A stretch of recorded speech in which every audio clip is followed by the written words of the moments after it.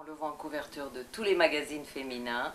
On l'a vu porter cet hiver avec des collants noirs opaques ou des collants en couleur mais opaques. C'était assez protecteur, assez joli. Mais là, en été, on est jambes nues, donc c'est beaucoup plus risqué. Il faut donc bien choisir son short en fonction de sa morphologie et de son âge quand même. Il faut le porter un petit peu large pour qu'il ait un volume qui bouge un peu quand on marche et pas trop long, même si il est vendu très long.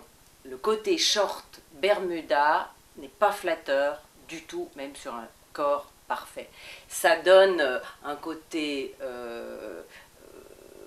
ni fille, ni garçon, ça ne flatte pas la jambe, ça ne flatte pas les fesses. Le short, le Bermuda, c'est une chose qu'il faut éliminer, c'est comme la jupe culotte. Le combi short, moi j'aime pas.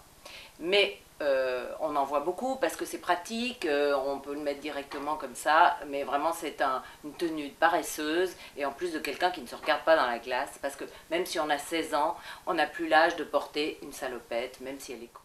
Si on est ronde, est-ce qu'on peut porter le short? Oui, on peut porter le short car il faut avoir des fesses qui tiennent. Si elles sont un peu rondes, c'est pas grave, il faut juste ne pas avoir des cuisses flasques.